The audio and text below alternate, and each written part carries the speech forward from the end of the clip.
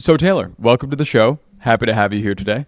It's great to be here. I love the show. Really appreciate you having me on here. Thanks a bunch. I wanted to definitely dive in with you today about a lot of the live streaming economy, kind of what live streaming means nowadays. But I wanted to just kind of start with telling everybody that you used to work at CNBC. You kind of had a life in news before you transitioned to the live streaming space. What convinced you that the future of media is about live streaming and not really the traditional networks? My first hint about the demise of cable was when I had my first job in New York, and I'm 24, I'm fresh faced, and I'm like ready to get going. And one of my first meetings was with the president of a major network, and he's just like, "We're fighting for our lives here, guys. We got to do this. We got to do that." I'm like, Oh I'm 24. Like, what do you mean fighting for your life? I'm trying to grow. That was really the first hint. But yeah, it sort of stayed into the network thing. Was a producer.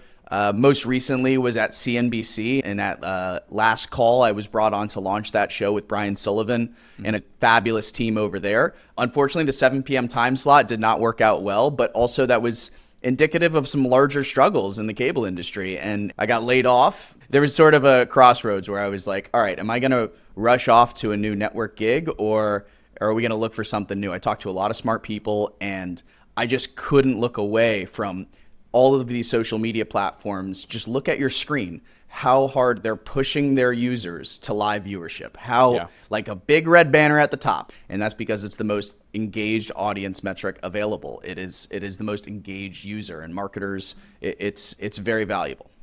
Yeah, I mean, it definitely is a very, very valuable industry. It's projected to grow 24% by 2033, and those are some big numbers. So in your perspective, what's kind of driving the growth of the streaming industry, and where do you see the biggest opportunities for anybody to kind of get into it right now?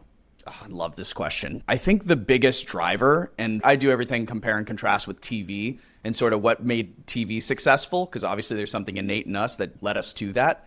Yeah. Breaking that fourth wall. We do this at Launch Live now, where we pull up comments in real time, and we can show an audience interacting with the host. And they ask a question. They ask about Palantir. They ask about a random stock. And our host can sit there and just be like, oh, yeah, let me call out this username. It could be a guy in Idaho on his couch. But he just changed the trajectory of that show that he's consuming. And I think breaking that fourth wall, that's putting the power out of like the anchor desk and putting it into people's living rooms. And that's how you build community. And to your second question about how do you break through, I think, starting with a decent social following is definitely extremely helpful, but brands can be built, communities can be built through live streaming. And it's all about engaging with your audience. And that's the biggest thing. It's just you have to have some back and forth. You have to make them feel like they're a part of the show. And that's where communities are built. Yeah, I mean, going back to something that you said, which I really liked, which is bringing kind of this production process to somebody's living room. Because a lot of creators are streaming from their bedrooms, their living rooms, kind of wherever. How big do you think the demand is for professional production services? Because, in my experience, a lot of brands on these live streaming platforms have tried to really blow it out, maybe to not that much success yet, but I think that might be growing over time. But what do you think a creator needs to do right now to have that success on a streaming platform as a brand or as an individual?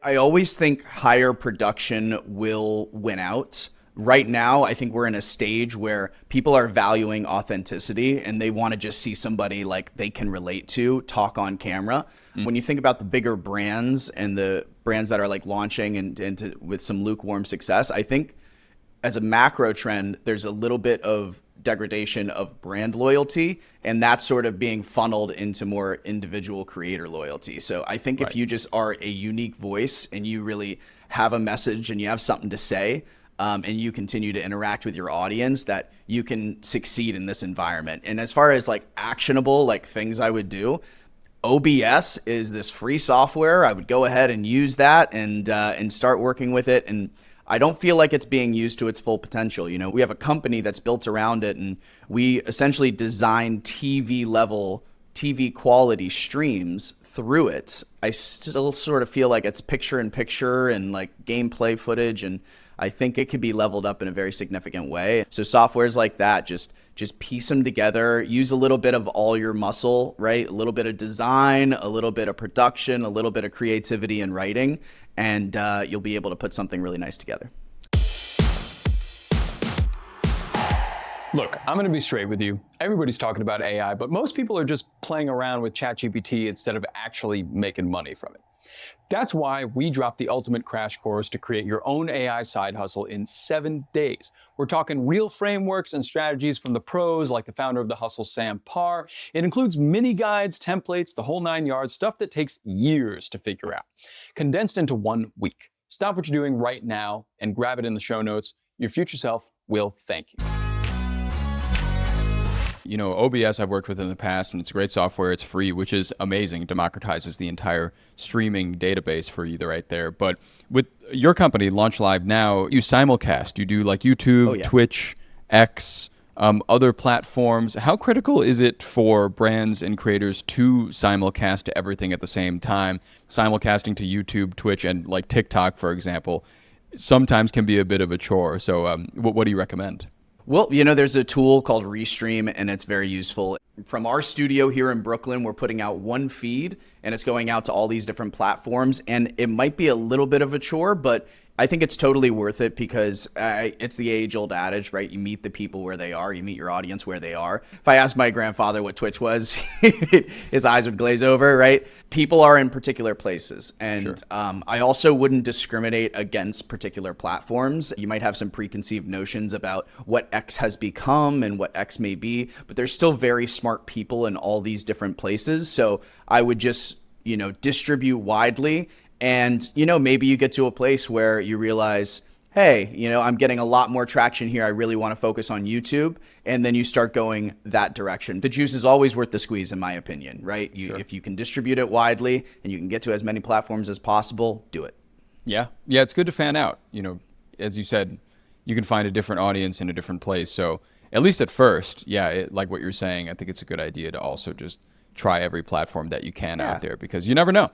It's all media is, right? It's just like throwing stuff at the wall and seeing what works and what sticks. And it's like, oh, okay, like maybe your content does succeed really well on Instagram vertical. You're not going to know until you try it. Yeah. And let's talk about making that money, building those communities and monetizing them. What does that process look like? You have an audience, you gain them, you find them, and how do you start to monetize? Does it vary for each platform?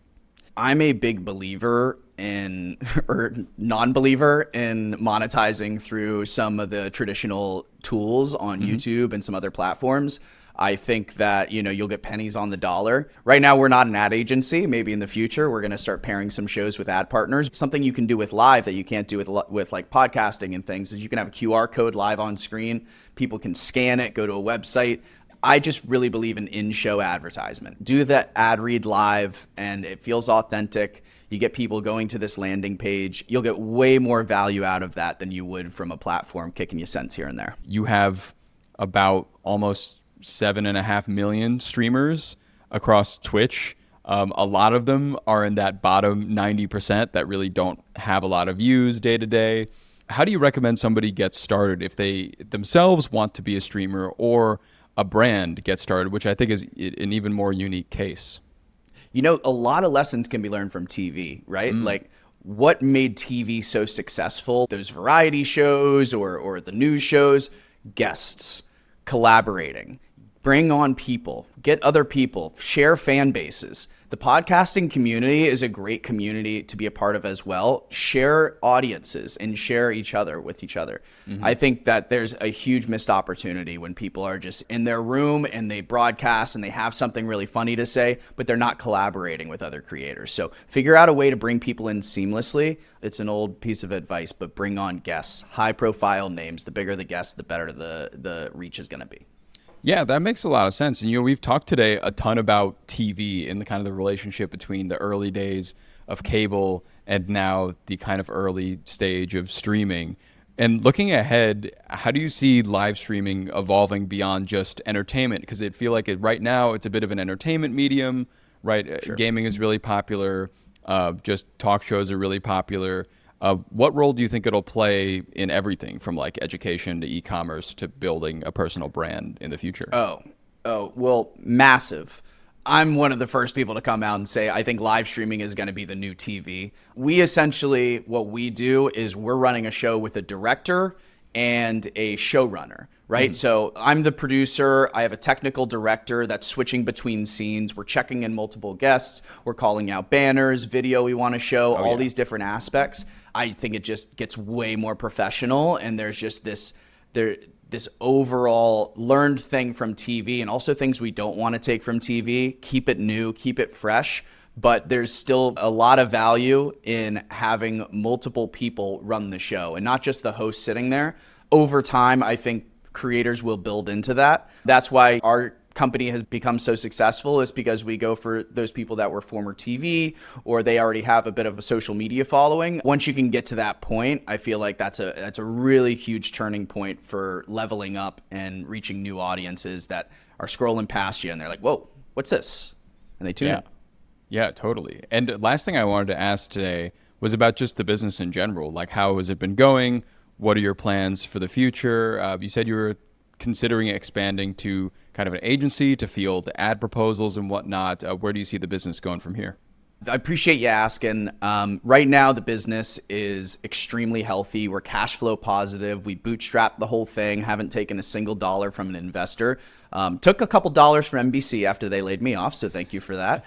Yeah, we're focused on production right now. Ad stuff will come. All these other avenues of revenue will come. But right now, we're focused on launching shows. We want very smart people to launch shows. We can get you up and running for like a couple $1,000s, which is insane that we're able to do that. We just want to empower these individual creators and give them a production team that TV has had forever. And we're just sort of empowering all of these individual creators to build those communities like we talked about. Right now we're running about nearly a dozen shows, and we're going to be running hundreds one day. So we're really excited to build it up to that.